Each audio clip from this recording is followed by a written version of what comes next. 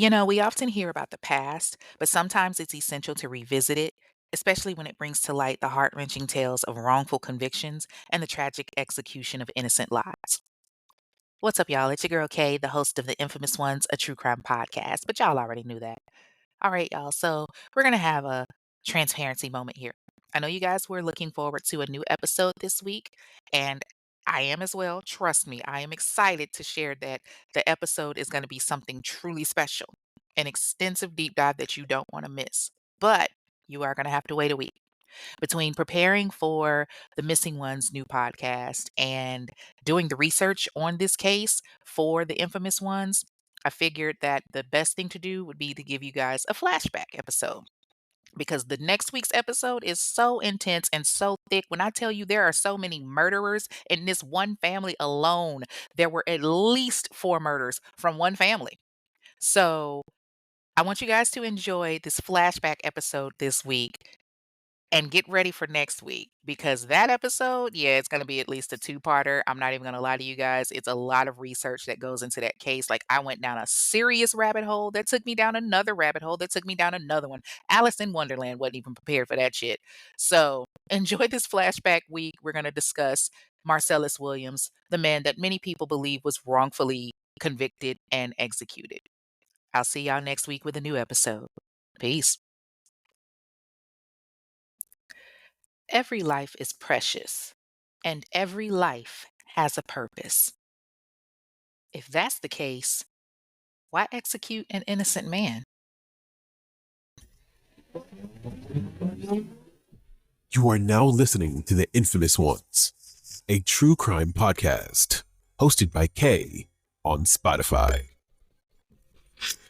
A podcast aimed to uncover and share the stories behind heinous and insane acts that have been overlooked or overshadowed by mainstream media, getting justice for the voices that can't speak. What's up, y'all? It's your girl Kay, and I am the host of The Infamous Ones, a true crime podcast, a podcast designed to focus on crimes committed in the Black community that you don't hear about in mainstream media, giving a voice to those victims that have otherwise been silenced. Y'all, we are officially in season two. That's right, season two. What it do? Yes. Okay, y'all. I know it's a podcast and everything, and I know it plays straight through, but damn, y'all. I kind of like the sound of season two. Like, I like the idea of having seasons. So don't judge me, judge your mammies. Okay. We are 25 episodes in. I can't believe it. We're about to be on the 1 year mark. I was trying so freaking hard to get an episode every week. I think I found a way to make that happen. But y'all, life be lifing. And I appreciate all of those that rock with me, that send me the encouraging messages and everything. I think I found a way to get back to the weekly episodes like I was doing before, but we are 25 episodes in. It's been a journey. But in the words of Celie after she freed herself from Mr. in the Color Purple, dear God, I'm here. So thank you to all of those that have been rocking with me through the good, the bad, the ugly, the in between, all of that. Okay. I hope that in this season that there are more streams, more listens, and of course, more reviews. And yes, I know I said that I was disbanding the discussion group. It is still active. Even though I said I was going to get rid of it, I know a lot of y'all hit me up in my inbox and emails and everything. Y'all were like, yo, we don't want it to go away. Now, I will say, if you notice, a lot of people have been kicked out of that group. So if you're not active, like, seriously, what the hell you there for? Like, really, it's just that simple. If you're going to be in the discussion group, keyword discussion, just saying.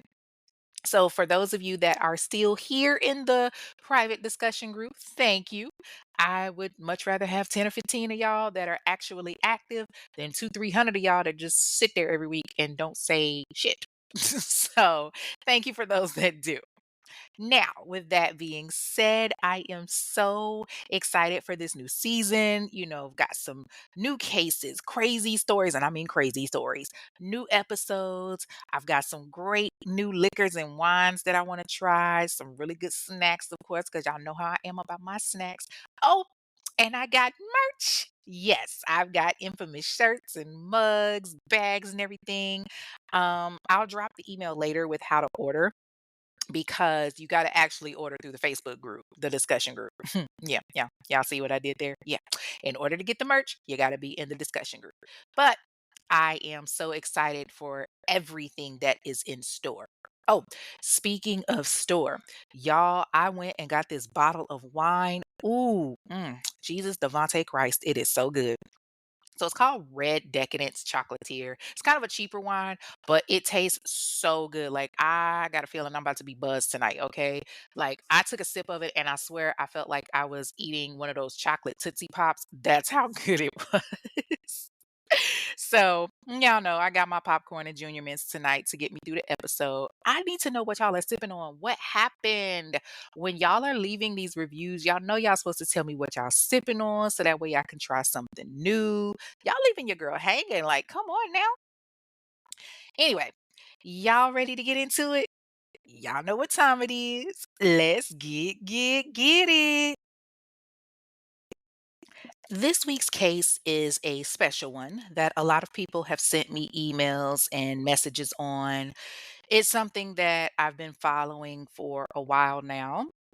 This week's case involves Felicia Picus, victim, Laura Asaro, informant and Marcellus's girlfriend, Henry Cole, Marcellus's cousin and cellmate, Glenn Roberts, Marcellus's grandfather's best friend and I guess you could say witness, and Marcellus Williams, the infamous murderer. Or was he? Marcellus Williams was born December 30th, 1968, in South Bend, Indiana. Now, I couldn't find much on his parents, let alone their names, but what I did learn was that Marcellus grew up in a very, kind of struggling environment. His father wasn't around. His father was a war veteran, but basically abandoned him and his two brothers. So his mom was left to take care of all of them, much like, a lot of single moms. Shout out to the single moms whose, baby daddies have bailed and they holding it down. But he ends up losing one of his brothers at an early age. And, he turned to drugs and was really having a hard time just, getting through life. Like he's really struggling. He's getting through life trying to get it together, but he's struggling. He can't turn away from the drugs, messing with wild women, all kinds of stuff. The one good thing that he had was his son, Marcellus Williams Jr. Now, I did not say who Marcellus's mom was. I don't think that it was the girlfriend because, yeah, I didn't see that happening. But we'll get into that in a little bit. Marcellus had his share of, I guess you could say, financial issues. He was working dead end jobs and hanging around the wrong people. In July of 1998, he decided that he and some other individuals were going to try to rob a donut shop. Now, I couldn't find much on it, but I know he didn't get caught right away. Plus, I kind of wanted to focus on like the main reason for this case. I didn't want to focus on the whole donut shop robbery. So, on August 11th, 1998, Marcellus asks his grandfather, Walter Hill, can he borrow his car? So his grandfather said, yeah. And, he let him borrow his dark blue Buick LeSabre to run some errands. Now, it's said that a lot of times Marcellus slept in his car.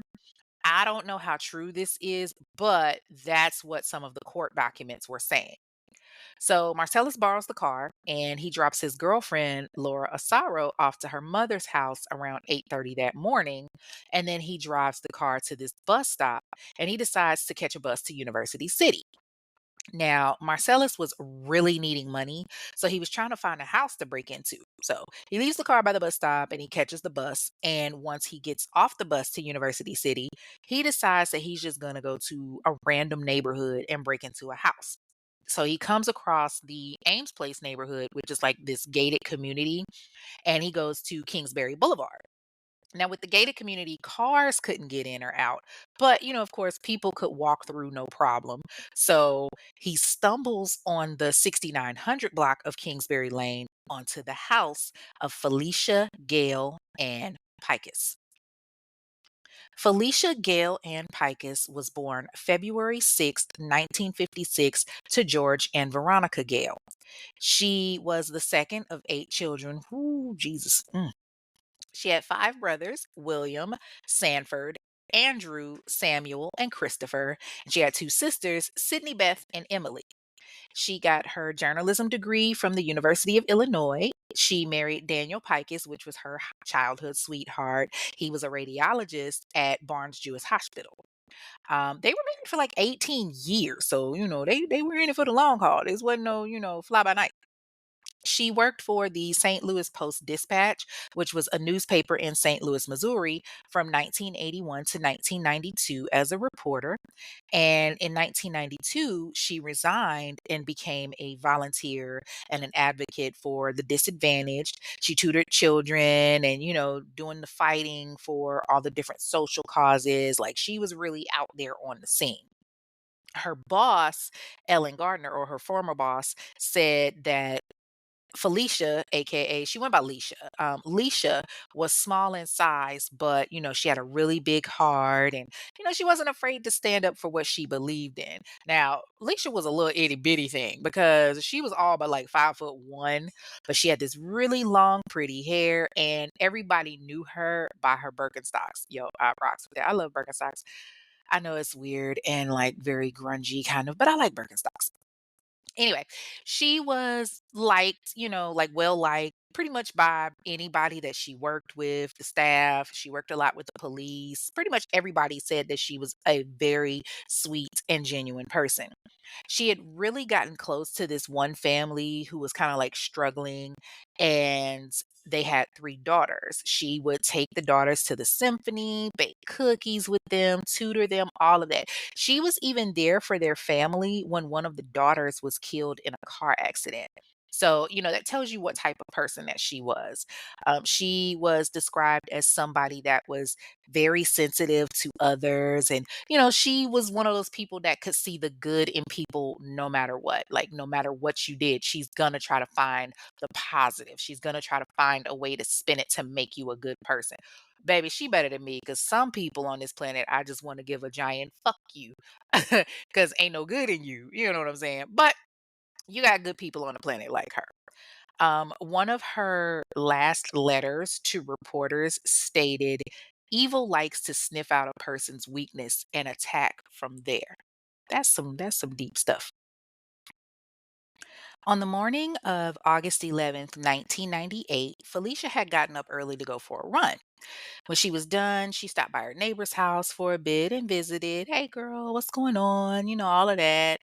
And then she headed home for a shower. Now, around this time, Marcellus had gotten off the bus and had started looking into the neighborhood. Now, Felicia's house had this big holly tree in the front yard and it blocked the view of her front door. So people suspect that this is why Marcellus chose her house.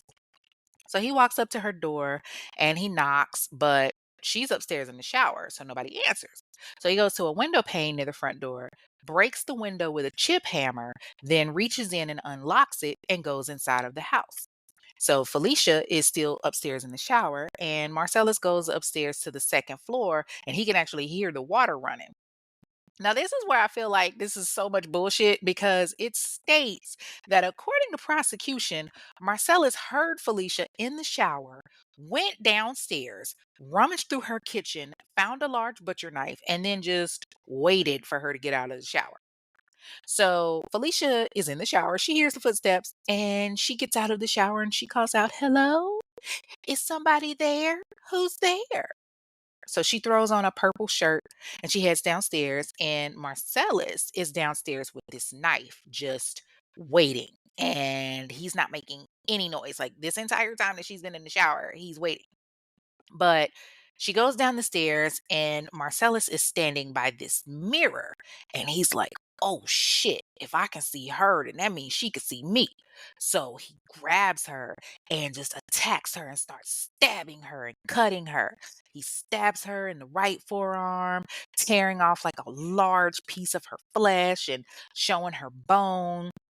And he's just stabbing and cutting her. And Felicia, she's screaming, "Help! Help! Oh God! Mama, help!" That's what they said. They said she was screaming for her mother. So she falls to the floor. All the while, Marcellus is still stabbing her. And then he thrusts the butcher knife into her neck up to like the hilt of it. So he twists the knife until he heard a bone pop, bending the blade in the process. Now, the knife is lodged in her neck and she's like convulsing for a few minutes before she dies. Now, this is what was said, okay? It was said that Marcellus stabbed Felicia a total of 43 times with 16 stab wounds, 7 of which were fatal. She was stabbed in the neck, her chest, and her face. But the fatal stab wound was the one in her neck because it severed her carotid artery and it fractured her vertebral column, which is like basically like near the spine area. It fucked her up. So she also suffered cut wounds to her nipple, chin, face, knee, thigh, all of that. Like, for lack of better words, Felicia got fucked up. Okay. So after Marcellus sees that Felicia is dead, he's getting what he can and then he dips. So he goes upstairs to her bathroom and he cleans himself up and he sees, like, oh shit, I got blood all over me. What the fuck am I going to do? So he grabs a sweater from one of the drawers that belongs to her husband, Daniel, and he puts that on, but he sees that he still got blood on his boots and his backpack and all of that. So he starts looking for stuff to grab and he sees Daniel's laptop. So he grabs that and the carrying case that came with it, puts it in his backpack. He gets Felicia's purse, puts it in his backpack, and then he just runs out of the house. He catches a bus back to where he parked his grandfather's car, and then he gets in the car and he goes to pick up his girlfriend Laura from her mother's house. Now, there's not much on Laura Asaro initially, except that she had a bit of a history, shall I say, herself with drug addiction. Much like Marcellus, she was struggling. And Laura was also out there selling that hot pocket in them streets. Okay. She was trying to get some coins for that little thing. Okay. Now she did have kids. How many? I'm not 100% sure because this woman was not really liked and there is like literally nothing on her. But her and Marcellus dated for a bit, and that's how the two of them connected. So supposedly, the morning of the murder, Marcellus goes to pick her up. And when she gets in the car, she notices him in this jacket, and she's like, okay, this is a little weird. Like, it's the summertime. Why is this nigga wearing a jacket? Now, y'all got to remember, it's August. And this is like this dude is sitting here wearing a jacket. So when he does take it off, that's when she notices that his shirt has blood like all over it. And he's got these scratches on his neck and all of that. So she asks him, what the hell happened to you? Like, where did all of this blood come from? But he brushes it off and he tells her, oh, it was nothing. I just got into a little fight. You know what I'm saying, baby? I'm good. And so she just kind of dismisses it. So the clothes that he had on were new, but he just decided that he was going to up and, oh, I don't want them no more. So later on that day, he takes the bloody clothes that he had on and he puts them in his handy dandy backpack and he throws it in the sewer. Brand new clothes in the sewer. Okay.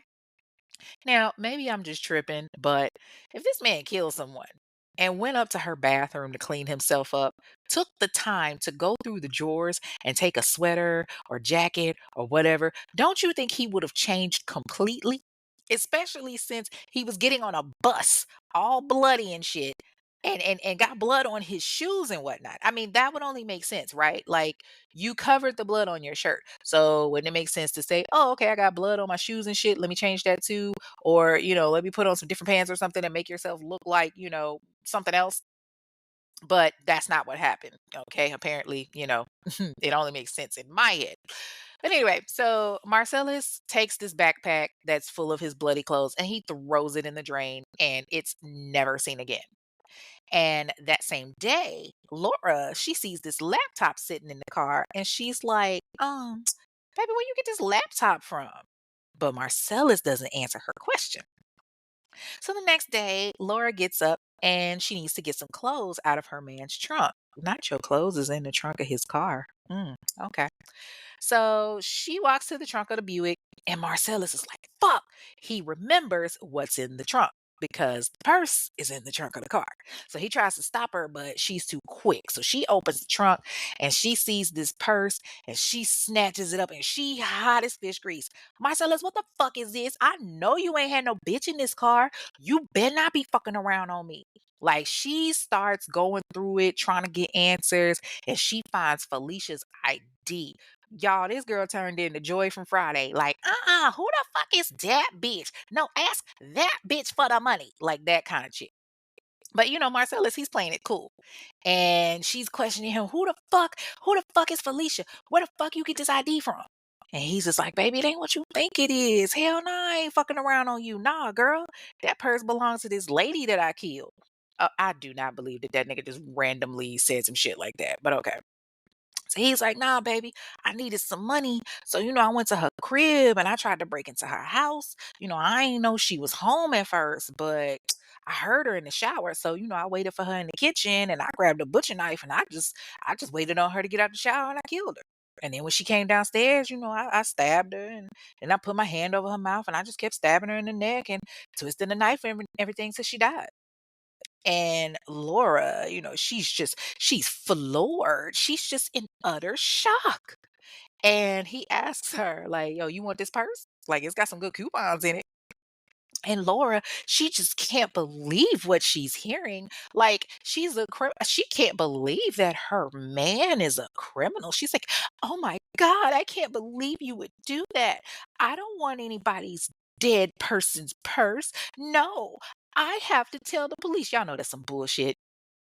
But Marcella apparently grabs her by the throat and he tells her, like, yo, if you tell anybody, I'm gonna kill you and I'm gonna kill your kids and your mama, bitch. And that scares her into silence. So the next day, Laura and Marcellus get in the car and they head over to Glenn Roberts' house.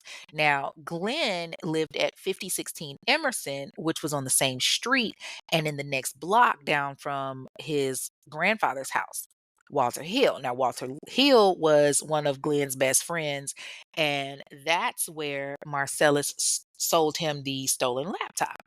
But he tells Glenn he's selling it for Laura. Now, this is going to be important to remember later on, y'all. Okay. So on August 15th, 1998, Felicia's funeral is held. They hosted it at the university because so many people came to show their respect. She was buried at Willwood Burial Park on Saturday, August 15th in Rockford, Illinois. Now, more time goes by, and I guess Laura wasn't as scared as we thought. They're still together, and Laura is, she's sticking by her man. That's my man, and I'm going to stick beside him. But on August 31st, 1998, Marcellus ends up getting arrested for robbing that donut shop in downtown St. Louis back in July. So he gets booked on September 1st, 1998, and he's sentenced to 20 years and is placed in the St. Louis City Workhouse. Now, this is like a medium security penitentiary located in St. Louis, Missouri. But needless to say, after being sentenced to 20 years, Laura is like, yeah, I ain't gonna hold you, bruh. I ain't gonna be able to do it. I need to move on. She ain't trying to do a bid with nobody. Meanwhile, the cops, they still don't have any leads on who killed Felicia. So while Marcellus is locked up, he ends up rooming with a familiar face, his cousin, Henry Cole. Now, Henry was yet another person that I couldn't really find a lot of information on. Not that it really matters, honestly, but Henry had a sister named Coco. And Coco's daddy was Marcellus's uncle.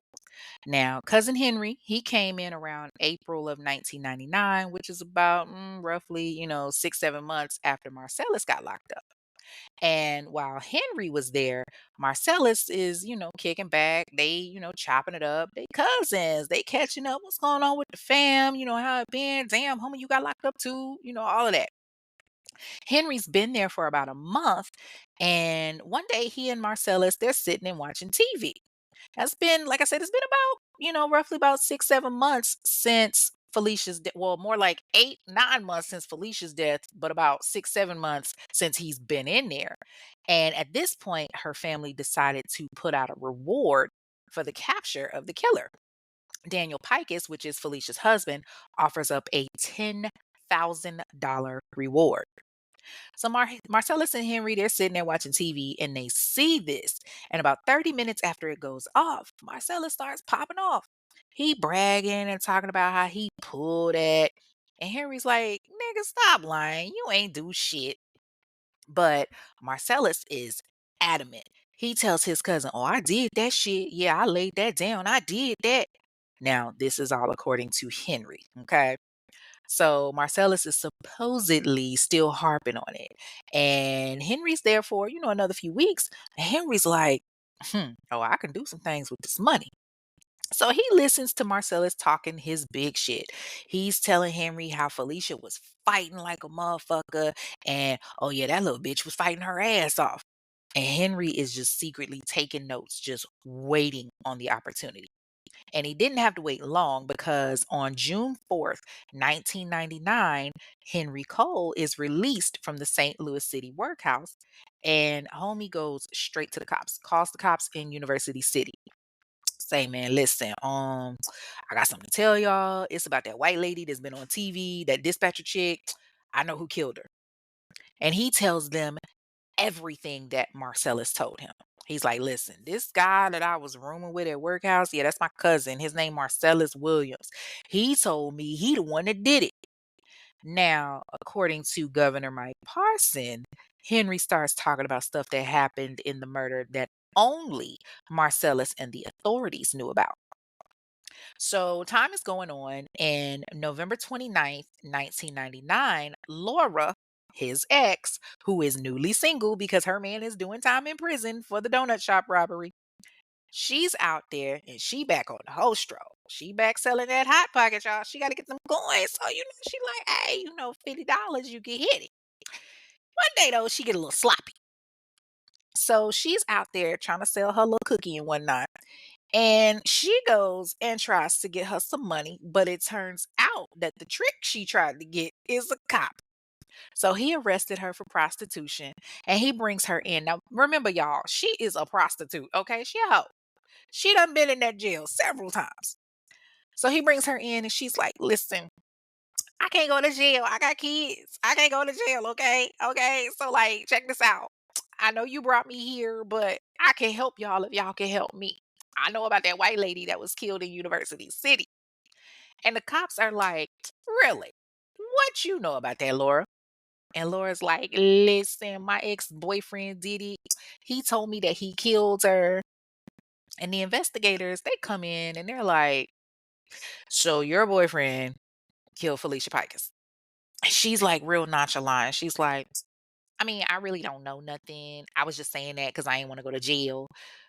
But, something about it, the cops just couldn't let go. So they press her a little bit and they're asking her, why would you bring that up? And she tells them, you know what I mean? I told y'all I was just trying to, get out of being arrested. But the cops, they don't believe her. They think she knows something. Like, of all the things for her to bring up, she bring up Felicia's murder. So they decided to press a little bit harder. And the cops are like, well, it's too bad that you don't know anything because there is a $10,000 reward. Laura's ears perked right the fuck up when she heard that. $10,000 for real? Baby, that's all Laura needed to hear. And y'all know she already thinking of how she gonna spend that money. She knows she can get drugs and all kind of shit. And she can give her little hot pocket a rest in them streets. So she wastes no time in telling them. She was like, listen, my ex-boyfriend, Marcellus Williams, he killed her and he had her purse and stuff in his granddaddy's car. So they're grilling her non-stop. And every time that they ask her to tell them the story of what Marcellus told her story changes. Like there's a lot of inconsistencies, but they don't take that into consideration for whatever fucking reason. They want Marcellus. So on November 18th, 1999, the police go to his grandfather, Walter Hill's house, and they ask to search the Buick LeSabre. And he's like, all right. And they find the Post dispatches ruler and calculator in the glove compartment. So, like, Felicia had a specific ruler and calculator that she used, and it happened to be in the glove compartment. And they're like, bingo, got his ass. So they now have the testimony of both Laura and Henry, and they decide to charge Marcellus Williams. Now, he's been in the city workhouse for over a year when he learns of these new charges. So in January of 2000, Marcellus was charged in the St. Louis County Circuit Court with one count of first degree burglary, one count of first degree murder, one count of first degree robbery, and two counts of armed criminal action for the stabbing death of Felicia Gale Ann Picus. 3 weeks after Marcellus is charged for the murder of Felicia Picus, on January 28th, 2000, he tries to escape prison. He and Matthew Hose had been talking. Matthew Hose was another inmate, by the way. He and Matthew Hose had been talking, and they had kind of discussed different plans concerning how they were going to get out and, what to do with the guards and all of that. Now, according to Matthew, Marcellus wanted to kill him. So on the day of the escape attempt, Matthew, Marcellus, and two other inmates are coming back from the wreck into their dorm. Marcellus grabs a metal bar that he got from the workout area and busts one of the guards, this dude named Leslie Harrison, in the head with it. And the guard falls to the ground while the other inmates pick up a table and they try to break out a window, but they were unsuccessful. I don't mean to laugh, but I'm like, do inmates forget that majority of these windows and doors are like bulletproof? So if you try to break it with a table, if a bullet won't get through it, what the fuck make you think a table will? But anyway, I digress. So, Captain Terry Schiller, who was a corrections officer at the St. Louis City Workhouse, he hears the words, officer down, and he comes rushing to the scene. He sees Harrison is bleeding like a stuck pig. So Captain Schiller rushes, he rushes Officer Harrison to the safe area and he like locks him in his office. And he sees Marcellus and everybody still trying to break this window with a table and not having any success with it. So when he steps through the doorway into this multi-purpose room where they are, Marcellus attacks him and tries to hit him with the same iron bar. But Captain Schiller, he quick on his feet. He catches it and he and Marcellus start wrestling. So ultimately, he subdues Marcellus, and obviously, he was not successful in his attempt to escape. So in the jury selection for the trial, the prosecutor at the time, Keith Larner, y'all remember that name? Keith Larner, with his punk ass, had removed six qualified Black people that were prospective jurors using the most ridiculous reasons that I have ever heard in my life. Majority of the potential Black jurors were excused for reasons that made no sense, which we all know was because of the fact they were Black. One of the people was excused because of his earrings and clothing. He indicated that he was trying to be different, and Keith Larner was like, "Oh, he's a liberal." Another one was excused because he couldn't really see the difference between life in prison and the death penalty, or like how you weigh or judge something like that. He said he would consider the death penalty, but the rationale given by Keith was that he wasn't definite enough on whether he could consider the death penalty, and also because he was court-martialed while he was in the military for stealing money. Another was excused because he was fired from his job. Like, it was a bunch of dumbass shit. Okay. I'll get more into that later, but yeah, for now, we got to keep going. Okay. So the jury ended up being 11 white people and one Black person.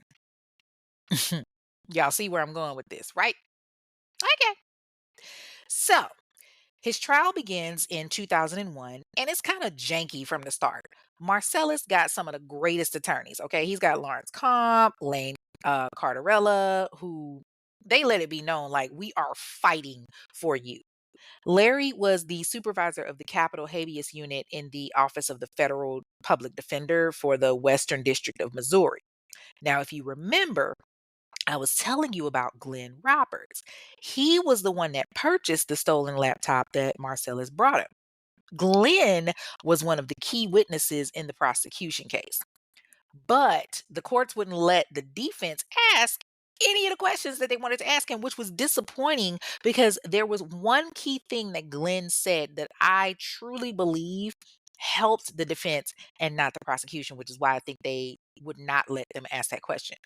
In his testimony, Glenn said that Marcellus was selling the laptop to him on behalf of Laura. And that was kind of pretty pertinent information. But the trial court wouldn't allow him to testify on hearsay statements. The defense is, they're trying to argue that this information is admissible under the rule of completeness. So the courts think about it and they decide that the rule of completeness did not apply because the state had not elicited any testimony concerning like out of context statements Marcellus had made. Surprise, surprise. Anything that can help the defense at this point just kind of seemed to be problematic. So this is what happens with Glenn when he takes the stand. Okay. Glenn takes the stand and the prosecution starts in on him. Like they're like, let me direct your attention to August of 1998. Did the defendant, Marcellus Williams, pawn a laptop computer to you? First of all, like this motherfucker, like they talking like this dude had a pawn shop. This is an individual, but okay. So they're like, did the defendant, Marcellus Williams, pawn a laptop computer to you? And Marcellus's attorney is like, objection, Your Honor. Oh, that damn, my bad. Got a little ahead of myself. Go ahead. So Glenn answers the question. He says, as to that date, I couldn't testify to that date, but at some point that sounds pretty close. I guess it was like collateral. I gave him some money. He was supposed to come back and get the computer. The prosecutor says, all right. So Glenn goes on and he says, in relationship to the money, it was financial. He said he had financial difficulties or something. And the prosecution looks and they say, well, how much money did you give him? And Glenn says, I mean, I can't remember exactly. It was like 150 or $250. And they say, okay, well, in return, what did he give you? And Glenn shrugs. And he was like, nothing. And the prosecutor is like, damn, I asked the wrong question. He said, all right, well, let me rephrase that. What piece of property did he give you? And Glenn is like, oh, I mean, it was a laptop computer. But the prosecution wanted to make sure the entire courtroom heard it. So they're like, I'm sorry, can you speak up, sir? And Glenn repeats himself and he was like, it was a laptop. So the prosecution, they keep going and they ask, is this man that gave you the laptop right here? And they point. And Marcellus's attorneys object again, and they're like, Your Honor, he said he pawned it. So the prosecutor is only asking questions describing how Glenn came into possession of the laptop. He did not ask Glenn about any statements that Marcellus made to him. In fact, when Glenn tried to tell the courts what Marcellus said, the prosecution ended up objecting. They ended up objecting. They were like, Why did you want the laptop? And Glenn answers basically, he was saying he was having financial, and the prosecution shut it down. They were like, I ain't ask you what he was saying. I asked you, but defense, they own it too. They was like, nah, Your Honor, the witness should be able to answer the question. But the judge ends up siding with the prosecution and tells Glenn, and the defense, he has the opportunity to object that it is not responsive. The objection is sustained. Please just answer the question that is directly asked of you. Dumbass shit. They knew that Glenn had some evidence that would help him, but y'all see how they played it. Now, of course, the prosecution tries to use Marcellus's escaped attempt as well in the trial as an admission of guilt. So the defense is trying to argue that the evidence should be excluded because it was inadmissible evidence of uncharged crimes. Basically, because he escaped, it didn't mean or tried to escape. It didn't mean that he was feeling guilty about Felicia's murder. Hell, he already had 20 years on him for the donut shop robbery. Of course he gonna try to escape. That's 20 fucking years. But the courts denied it because they weren't really on the defensive side anyway. So the defense then tried to file a motion to suppress, stating that the evidence that was found in the Buick was seized during a legal search warrant, and that the police relied on the consent of Marcellus's grandfather, Walter Hill. But Walter Hill said he never gave the authorities the consent to search his vehicle. But of course, the police were like, well, if we got probable cause, we can search without a warrant. And again, the courts decided that, they were going to side with the prosecution and the motion to suppress was denied. And if that wasn't bad enough, almost a month before Felicia's murder, another woman, Deborah McLean, was stabbed over 20 times in her home in Pagedale, which is another like St. Louis community in the suburbs. It's about 3 miles from where Felicia and Daniel's residence was. Now, Dr. Mary Case was the St. Louis County medical examiner. She believed that the murders were connected. She feels like Marcellus was responsible for that one as well. But she just couldn't prove it. And because Marcellus had a prior extensive like criminal record, that's what she was basing it on. But luckily they couldn't charge him for that crime. So, after a long trial, both parties rest and the jury is dismissed to deliberate. It took them about 5 hours, but they came back and they find Marcellus Khalifa Williams guilty on all counts.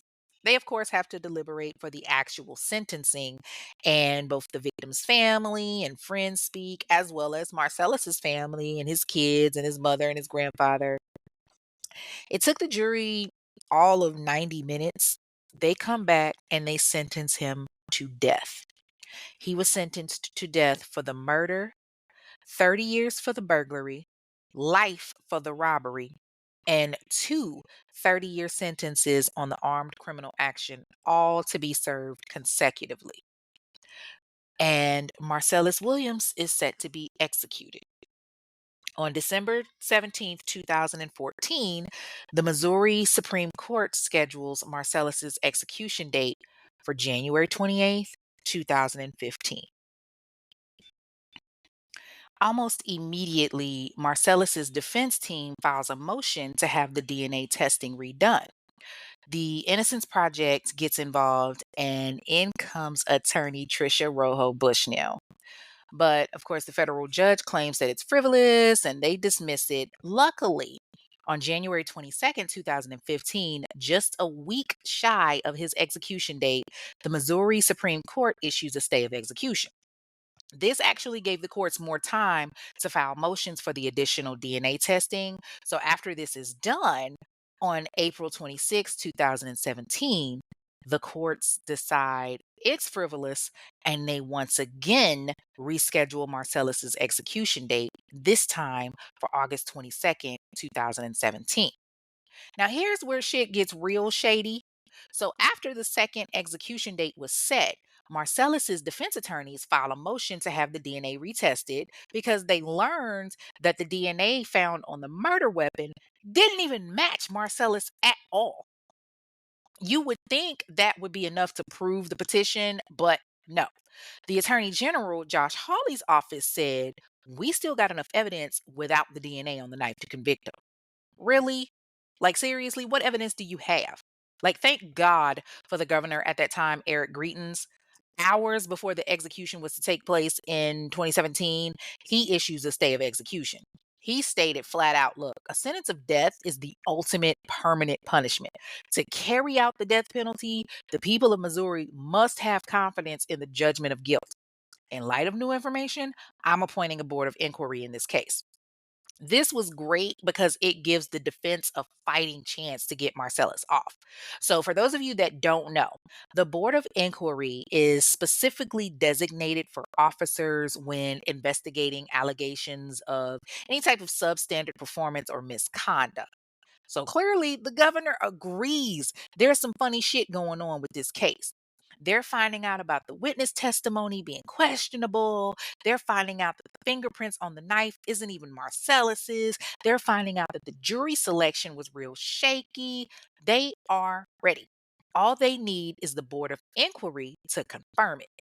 But then all of a sudden, Governor Grittens resigns, like out of nowhere, completely putting the panel in question. Now, the board consisted of 5 retired judges who were all supposed to meet the week after. But when Eric resigned, they just decided to cancel their meeting. They assumed that the new governor, Mike Parsons, wouldn't, want them to continue, which was pretty much accurate, unfortunately. Now, while Marcellus is in prison, he becomes the model inmate. He devoted much of his time to studying Islam and writing poetry. He served as the imam for Muslim prisoners at Potosi Correctional Center, and he started being called Brother Khalifa. meaning leader in Arabic. He had an exemplary prison record and was widely respected within the prison community and beyond. On August 24th, 2023, Marcellus and his team just they had enough. Marcellus ended up suing Governor Parson and the Attorney General Bailey, citing that his rights were violated by moving to set a new execution date when the investigation hadn't even been completed yet. Like, how are you going to set an execution date when there's still an investigation? So this went on for about a year where the state was trying to determine if they could even allow that to happen. But y'all know how it goes. The lawsuit was seen as baseless and was just dismissed. Like us admitting that we did a black man wrong? Are you serious? We can't do that. But I mean, are we really surprised? Now here's where shit shakes up. The new prosecutor, attorney Wesley Bell, he came to Marcellus's aid. He goes and tells his attorney, look, it's a bunch of crazy shit. I don't trust it. I'm going to do what I can to help. So he files a motion to completely vacate Marcellus's conviction altogether. He, along with the Innocence Project, were confident that they could get Marcellus free based on the evidence. And he even said in a statement, he was like, look, we're confident that any fair and full process will lead to the inevitable conclusion that Mr. Williams is innocent and his conviction must be overturned. For whatever reason, Governor Parsons waits until June 29th, 2024 to dissolve this board. They hadn't met since 2021, which is crazy to me. If they hadn't met since 2021, why would you wait until 3 years later to dissolve the board? But supposedly, the investigation was still ongoing and the stay of execution was still in place, of course, which was, I guess, a good thing. But once the governor, got the recommendations regarding Marcellus, he lifted that stay of execution quick. Like, can you imagine? Oh my God, can you imagine living day to day, not knowing when your stay of execution is going to be lifted, going every day, waking up every morning, not knowing when your last day is going to be, thinking everything is okay and that you may have a fighting chance only to have it snatched from you? Well, on June 29th, 2024, that's what happened. The stay of execution was lifted, and Governor Parsons came up with the final execution date of September 24th of 2024, and it was set. So after several months, on July 2nd, 2024, a judge sets a date to consider Attorney Bell's motion to vacate Marcellus's conviction, because even though they came up with that date, that motion was still there. But sadly, a week later, the Missouri Supreme Court decides not to reschedule the execution date and that the current date was going to stay. And the Attorney General's office tells the Supreme Court to block Marcellus's innocence hearing. And Andrew Bailey's punk ass, that's the new Attorney General, he argues that a St. Louis County Circuit Court judge doesn't have the authority to reverse a conviction or to overturn it, since there was a higher court that set his execution date. But the Supreme Court, they think about it and they think and think and think. Sorry, couldn't help it. And on July 22nd of 2024, they're like, you know what? I can't. We can't do that. We can't do that to this man. He needs fairness somewhere. So they deny the attorney general's request. So in urging the Supreme Court to intervene, Marcellus's lawyers, they asked the justices to wait until they had, decided on another death penalty case that involved this Oklahoma inmate. And they said, hey, this case is similar to that. It's raising the same type of issues.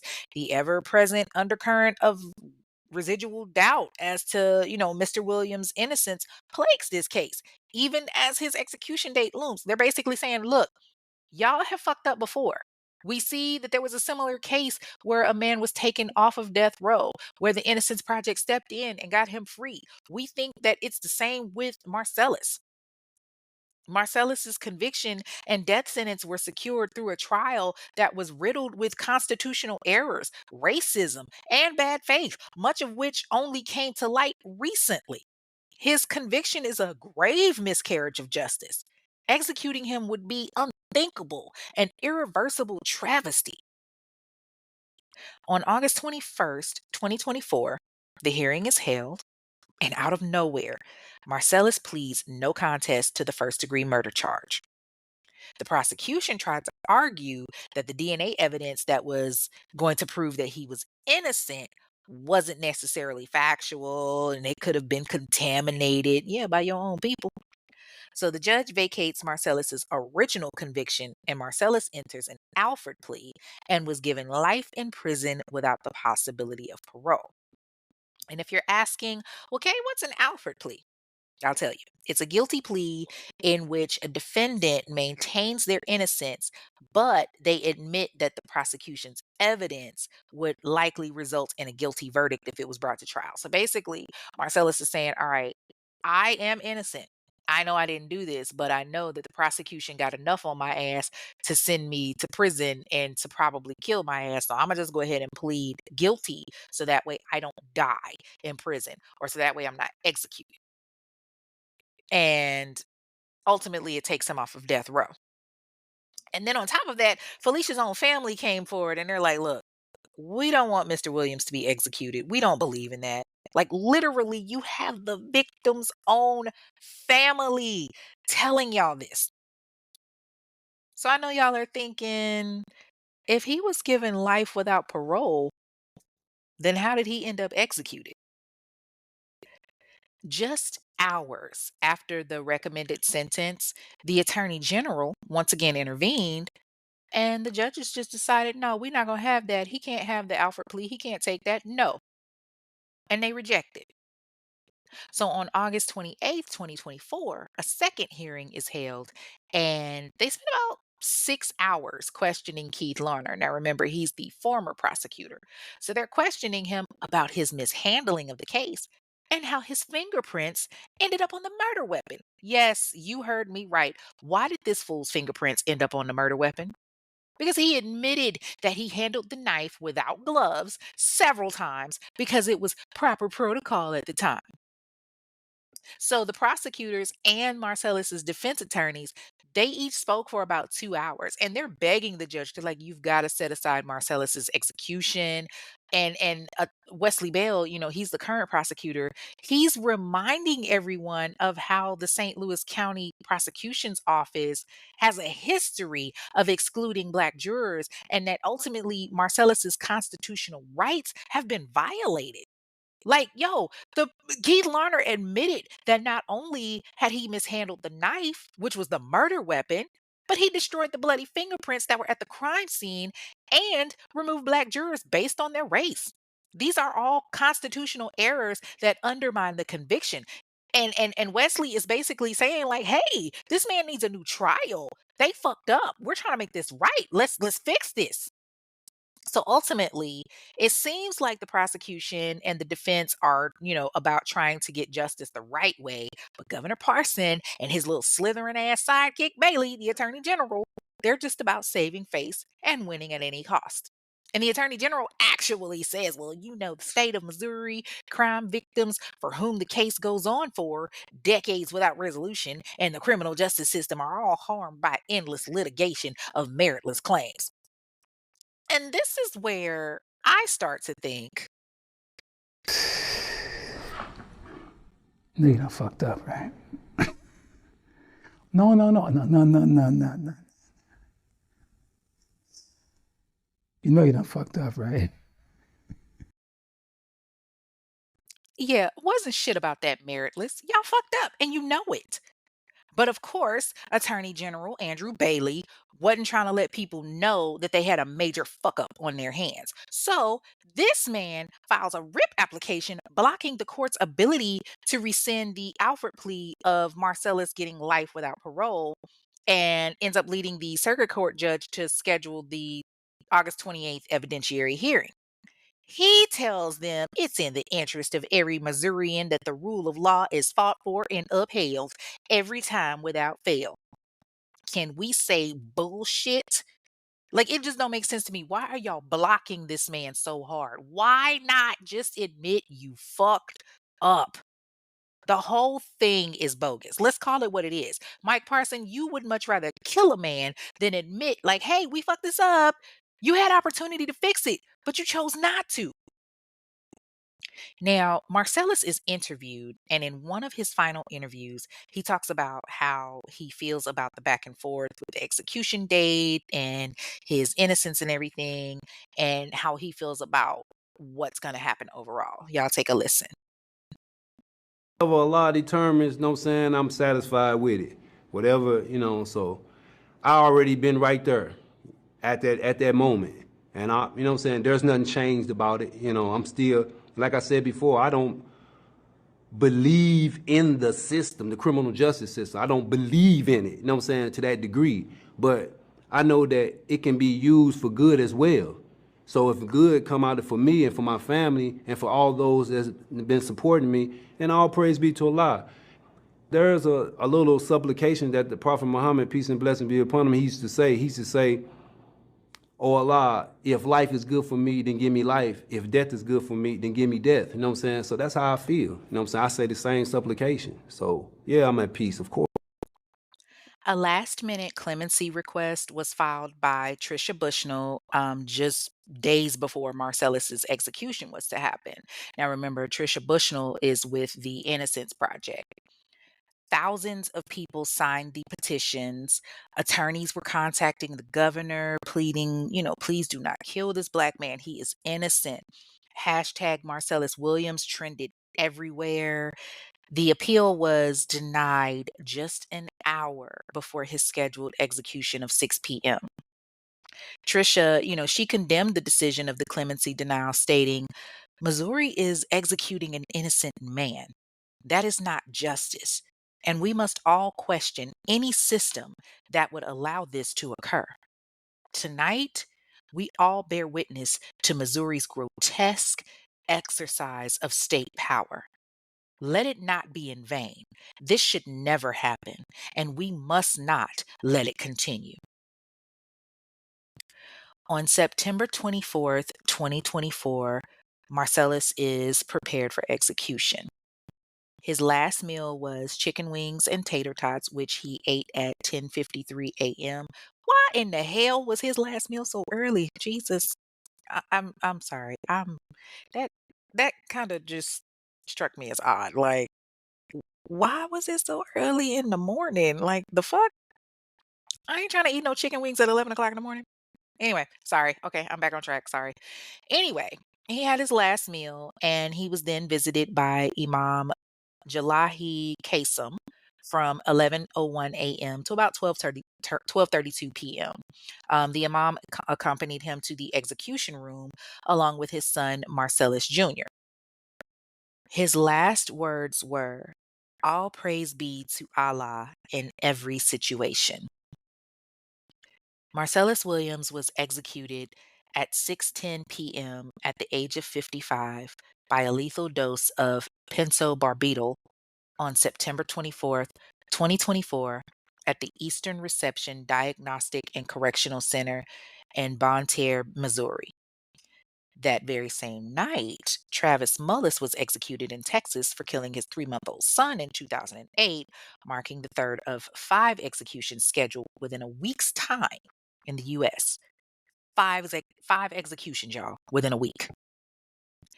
Marcellus was Missouri's third execution of 2024. Brian Dorsey and David Hosier were executed earlier this year. 9 inmates across the state of Missouri are waiting execution. Christopher Collins is scheduled to be executed on December 3rd for the 2007 rape and murder of a 9-year-old girl in Stella, Missouri. The Missouri Department of Corrections Director Trevor Foley said, we hope this gives finality to a case that has languished for decades. Attorney Wesley Bell, who, had been fighting so hard, was heated, as he should be. He said, this outcome did not serve the interest of justice. Marcellus Williams should be alive today. There were multiple points in the timeline when decisions could have been made that would have spared him the death penalty. If there is even the shadow of a doubt of innocence, the death penalty should never be an option. In a statement following the execution, Marcellus's other attorneys, Lawrence Comp and Lane Cardarella, said, "It is hard to explain how admitted racial discrimination is ignored and never meaningfully addressed. It is hard to explain how a prosecutor can admit that he contaminated evidence his entire legal career, including for over a decade after the passage of a DNA statute designated to prevent the contamination of evidence, but nothing is done. The hardest thing to explain, and what we cannot understand, is how the application of a process to protect finality outweighs finding truth and achieving fairness. And just this case makes you really wonder. It really makes you wonder why. Like, what was the reason for killing this man if so many people were against it, including the victim's family? What what is the reason? Reason. What, I had what a was the reason. reason? I had a What reason. was the I had a reason? reason. I just explained the reason. I don't need to explain myself to you. And he After Marcellus's execution, Mike Parsons' spineless ass released a statement where he said that he was following standard practice and that his decisions were not unique to Mr. Williams' case. Yeah, all right, bullshit. A lot of people had a lot of stuff to say. So many people were, just upset and hurt behind Marcellus's execution. Larry Comp made an official statement shortly after, and it said, "Statement regarding the execution of Khalifa Ibn Rayford Daniels, also known as Marcellus Williams. Khalifa was extraordinary. Never have we met someone like him, and never will we again. We learn a little bit about ourselves with each person we represent. We learned a lot from Imam Khalifa Ibn Rayford Daniels, also known as Marcellus Williams. His faith was so much a part of his identity, and there was always an acknowledgement of regret he expressed in not finding it earlier. While he would readily admit to the wrongs he had done throughout his life, he never wavered in asserting his innocence of the crime for which he was put to death tonight. We also learn about the actors in our justice system. It is hard to explain how admitted racial discrimination is ignored and never meaningfully addressed. It is hard to explain how a prosecutor can admit that he contaminated evidence his entire legal career, including for over a decade after the passage of a DNA statute designed to prevent the contamination of evidence, but nothing is done. The hardest thing to explain, and what we cannot understand, is how rote application of a process to protect finality outweighs finding truth and achieving fairness. The cost is an erosion of public confidence in the system. As public defenders, we are proud defenders of the law. As public defenders, we seek application of the law fairly and equally, not exceptions to the Constitution in the name of expediency or harmless error. We are disappointed how the clemency process unfolded. Ms. Gale's family was utterly ignored in the governor's discussion of why he denied clemency. Also absent from the governor's statement is a discussion of the Board of Inquiry, a body the former governor created because he was troubled by Khalifa's conviction and death sentence. This absence of information supports a conclusion that there must have been some recommendations from the board for a commutation. The truth of this will never likely be disclosed. Transparency is a hallmark of democracy, and it is woefully missing here. To us, Khalifa was an inspiration. We aspire to his level of faith, to his integrity, and to his complete devotion to the people in his life. He was fiercely protective of the people he loved, and he loved deeply. Although we are devastated and in disbelief over what the state has done to an innocent man, we are comforted that he left this world in peace. Khalifa, Jana, peacefully. Insha'Allah. Khalifa's habeas team.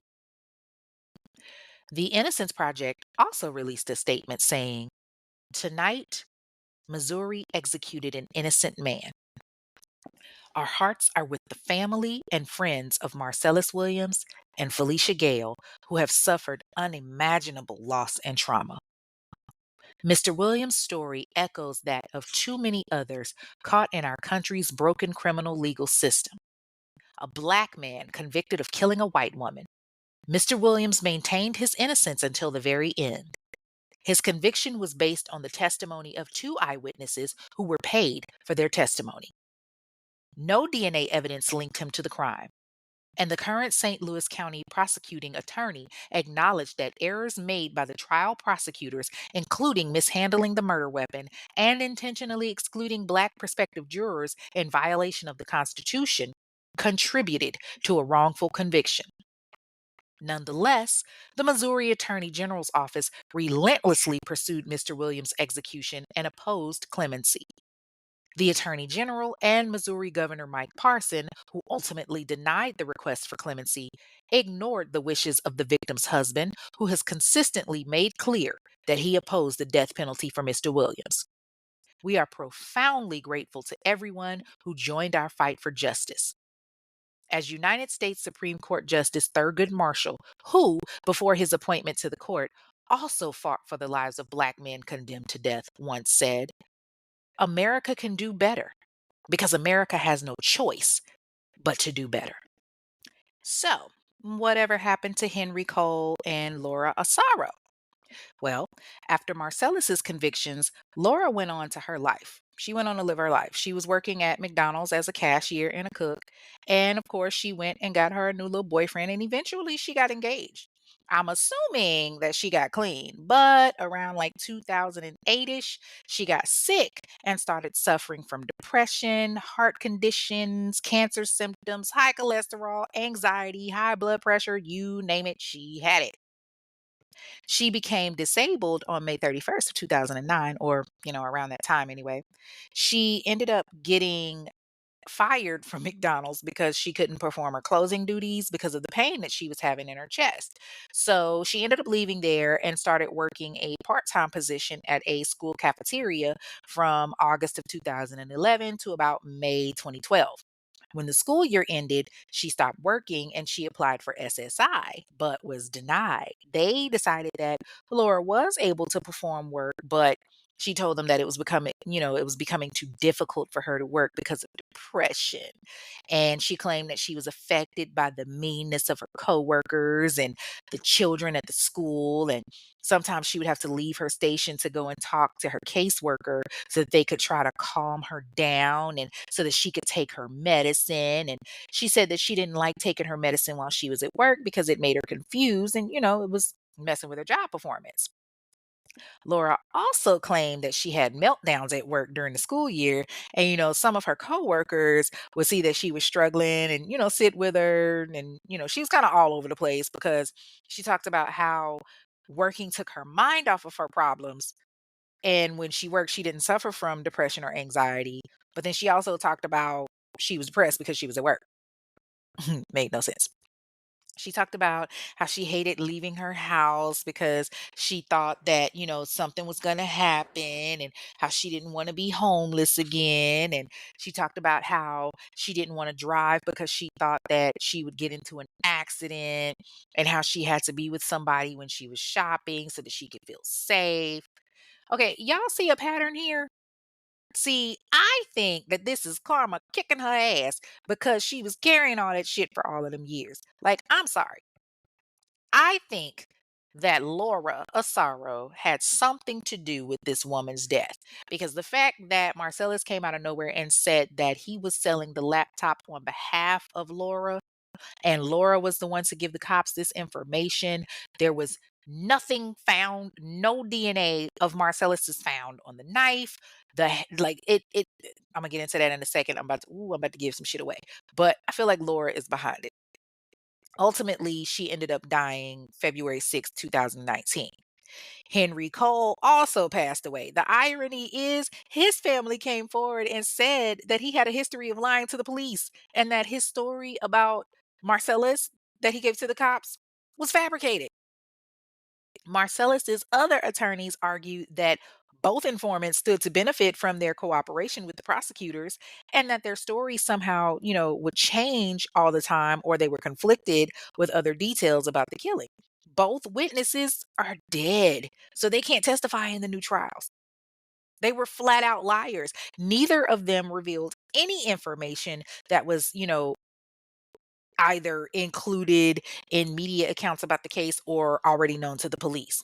Their statements were inconsistent with their own prior statements, with each other's accounts, and with the crime scene evidence, and none of the information that they provided could be verified. Aside from their testimony, the only evidence connecting Marcellus to the crime was Glenn, who said Marcellus sold him the laptop taken from Felicia's home, but even then he said he was selling it for Laura.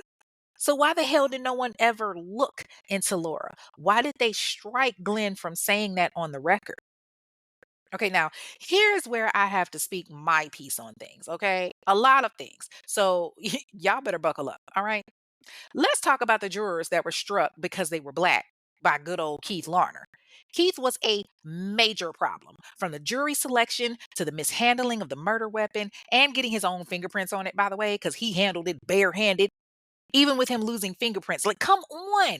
There are so many problems and holes in this case. For one, a part of the evidence states that Marcellus took a bus to go rob this woman. But if he took a bus, that means there would be witnesses on the bus, right? They would have seen him, especially since he got back on the bus when he left her house. And if he was so called covered in blood, even though he had this sweater on, he still had blood on the boots and all of that in the backpack. I'm pretty sure a bloody ass black man would have stood out on the bus. Or how about the fact that prosecution originally stated that there were footprints? Well, if there were footprints, then where were the shoes to match these footprints? Hmm. Then there's something else that doesn't make sense to me. If he took a bus and was bloody, got back in the Buick, and picked up Laura in his grandfather's Buick, why wasn't there blood in the Buick or on the purse or the laptop? How did she not see any of this? Oh, and let's talk about the clothes that he had on that were thrown into some mysterious drain, but nobody ever found them. So, how are y'all going to link him to that if it was never found? How can y'all prove that?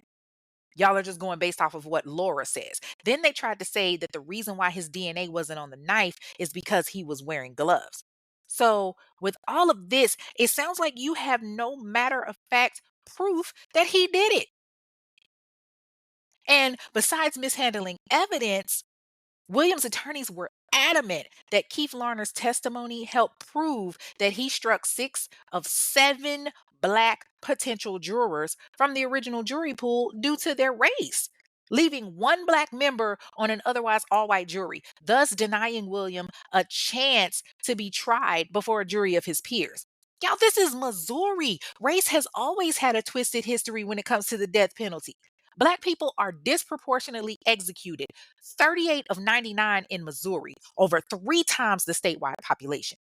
And while African Americans have been about 60% of murder victims in the state of Missouri over the past 5 decades, 78 of the 99, 78% people were executed because of murdering white victims. That's just a little FYI, by the way. You got 7 black people and you only selected one juror you actually dismissed because of his attire and jewelry, and you said that it made him look liberal. Specifically, this man had 2 earrings in his left ear and an orange shirt on that had some Arabic writing on it. He had a gold cross that Larner claimed was ostentatious looking, and he had the same kind of glasses and the same piercing eyes as Marcellus. This is what Larner literally said on the stand. He said that this man reminded him of Marcellus. What? So because he's not dressed in a business suit, you correlate him with looking like Marcellus. Oh, okay. And because of his job, he's a mail processing supervisor, which is a patronage job, and Larner felt like he was too liberal working at the post office in any capacity. Make that shit make sense. Then another black person was struck from the jury because he was not strong on the death penalty. He was like, he didn't really see the difference between life imprisonment and death. And because he was convicted in a court martial of taking money, he claimed that he had not taken, Larner was like, well, how am I going to convince someone to vote for the death penalty when they think that life without parole is worse or just as bad? I think that's a cop out so that they don't have to face the death penalty as an option. Also, in 1988, he was found guilty in a court-martial in the Army. He did 48 days in jail for wrongful appropriation of government funds. He said that his attorney convinced him to plead guilty when he didn't steal the money. And there again, he's charged with a crime that he didn't commit. This is himself. And he said the evidence was there, but he didn't commit the crime, so he pled guilty. Why would he plead guilty if he didn't commit the crime? Seriously? Like, I don't, I don't. This man literally said, I wouldn't want to take the chance of having a juror when I'm unsure of the law under any circumstances that might have a felony conviction. Really? Then another black man was dismissed because he kept his arms folded while he was interviewed. Are you fucking kidding me? He kept his arms folded while he was interviewed. What kind of stupid shit? He supposedly got mad when he was questioned about losing his job and people laughed at him. And they said that he was fired for fighting, which, according to Larner, meant that he couldn't make a justified decision about another man. You embarrassed this man in front of his peers, talking about a fight that he had and didn't give him opportunity to explain himself, but rather you put him on display for everyone else to laugh at like it was a joke. You pushed him to be this irate person, and then when he becomes irate, you're like, oh no, he's too violent. What the fuck? Marcellus's clemency petition focused heavily on how Felicia's own relatives wanted Marcellus's sentence commuted to life without the possibility of parole. Wesley Bell even said, even for those who disagree on the death penalty, when there is a shadow of a doubt of any defendant's guilt, the irreversible punishment of execution should not be an option. Meaning, hey, if you feel like there is something wrong with this, execution is not the answer. As the St. Louis County prosecutor, our office has questions about Marcellus's guilt, but also about the integrity of his conviction. But again, you're going against Mike Parson, a governor who was a former county sheriff and one who has not granted clemency for any capital punishment case during his entire tenure as the state's chief executive. And the thing that's really bugging me is that the witnesses that were the key in this case were a cellmate. Granted, it was his cousin, but a cellmate that he did time with who had a history of lying, a history of drug usage, and then his girlfriend, a fucking prostitute who was always trying to get her next fix, who was always trying to get out of some shit, who admitted to only saying anything to try not to go to jail, and they were both paid. There was a $10,000 reward for this man, for the murderer. Henry flat out asked about the reward, and both of them had the most inconsistent stories that kept changing every time that they spoke with the cops. Mike Parsons' ass is talking about, oh, they gave information that no one else knew about, so that's why we believe them. Bullshit. Maybe you and the prosecution coached them and told them what to say because nobody else was there. Or like I said, what I really think is that Laura had something to do with it. Honestly, I think she was behind it and Marcellus got caught up in the shit. Because let's check this. Fact. The fingerprints that were on the wall and the fingerprints that were on Felicia's body did not match Marcellus's. Fact. The hair that was in Felicia's hand from whoever it was that attacked her did not match Marcellus's. This is 1998, so DNA evidence and testing was a lot further along than it used to be back in the day, okay? Fact. The very county prosecutors that put Marcellus away later turned around along with his attorneys and said that he was likely the one that didn't do it. The own prosecutor turned around and said, yeah, you know what? I might have been wrong. And then they filed the motion to vacate his death sentence. This came to existence 7 years ago, but the governor didn't care. He just wanted to see another black man dead. Fact. The day of the murder, two neighbors recalled seeing a dark colored minivan driven by a white man. Newsflash, y'all, Marcellus is black. Fact. The only reason that the police had any leeway is because two criminals came forward and said, oh, he did it. Two criminals that ain't no different than Marcellus. But somehow they were placed on a higher pedestal, like make that make sense. They didn't witness it. They didn't see him do it. They just said he did it and the cops went with it. Five different that was at least five that I just spat off. Five actual facts about this that proved Marcellus's innocence. Like, come on. All right. I want to end this episode with a poem that Marcellus Williams wrote. It's called The Superman Syndrome. Never wrote a poem about my father. Although near, he wasn't around, so why bother? Papa was a true rolling stone. Maybe the Vietnam War cut too deeply and distorted his view of his own. So forgiving is my heart. I have forgotten much, but clearly remember a beating as our first embrace, our first touch. Some may diagnose it, dissociative experience due to me not viewing this bond as traumatic. Even the use of bonding, too many will be enigmatic. Now behold, here is my father, the first superhero type. Never knew at the time he would just be a stereotype. Still, my heart keeps to forgiveness because I can see past the world's flesh. No tears were shed growing up due to being born with no regrets. Firstborn, I am here adding to his malfunction. I can only remember a yellow dump truck, a bomb pop, and a croquet set with instructions. But when I say he's a master carpenter, I feel a sense of his worth. Then I realize I was never taught such. Abandonment attempts to surface along with shame and hurt. These are just illusions, deceptions, and whispers. Believe me, devils are real. I can hear the hissing, but I ignore them, no doubt, when they spew their fiction. Alcohol addiction, a player in this game. How can one be cured from a disease that eases pain? Writing a poem about my father brought up feelings I never knew I had. Growing up, I never thought of him, so I felt nothing. And even now, it's hard to consider it sad. Now, come on and tell me that you understand how kryptonite can be one's children so he forgo the part of being a man. The truth is that I know that many can relate.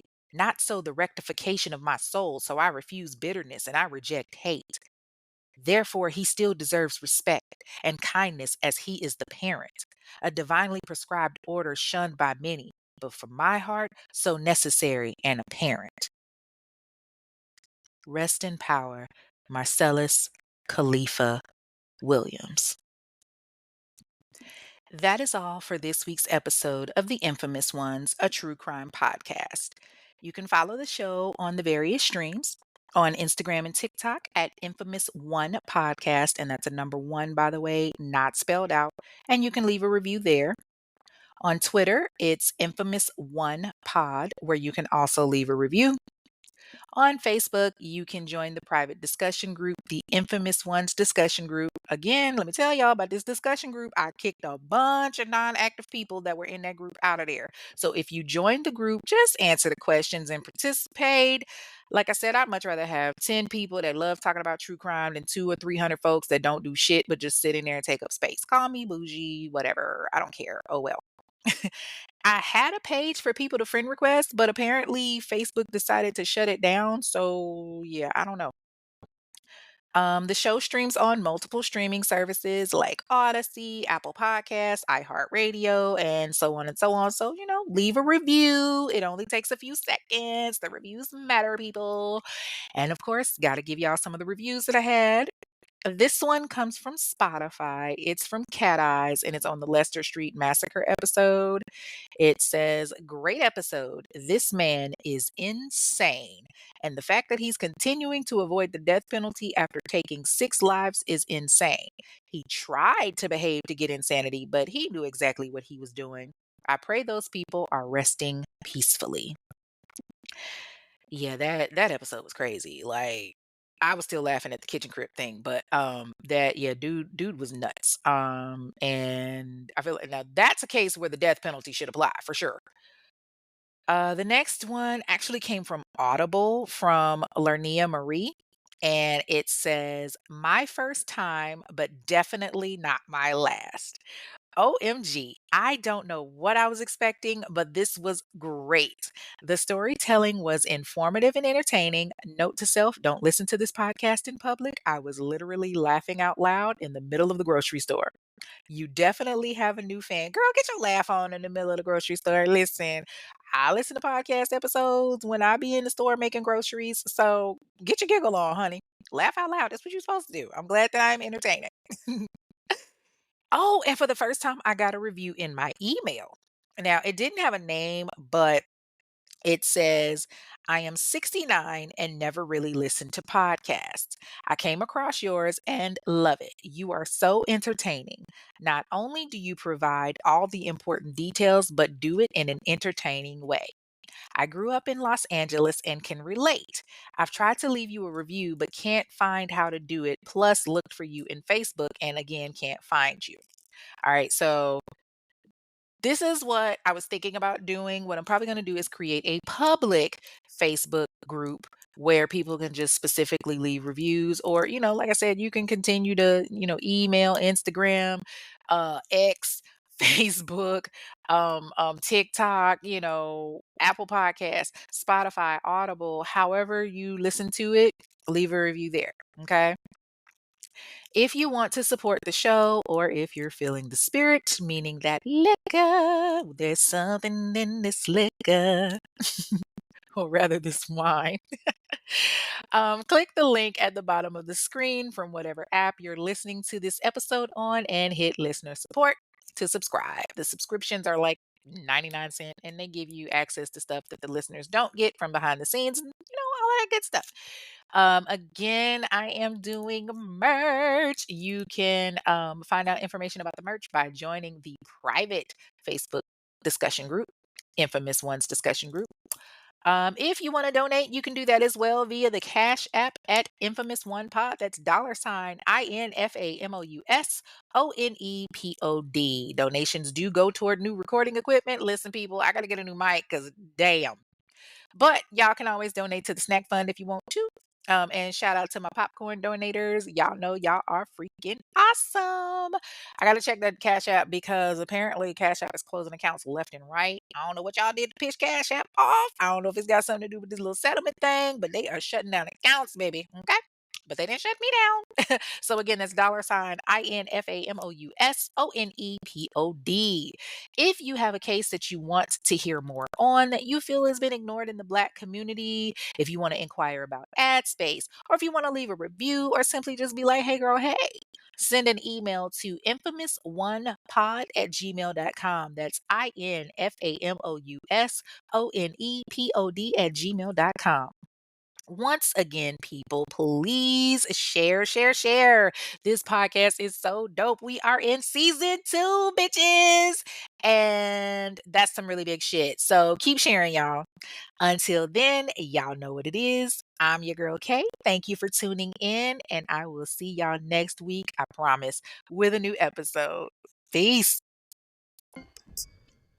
Thank you for listening to this episode of The Infamous Ones, a true crime podcast hosted by Kay. Be sure to like and comment on your favorite podcast platform and subscribe so that you never miss an episode.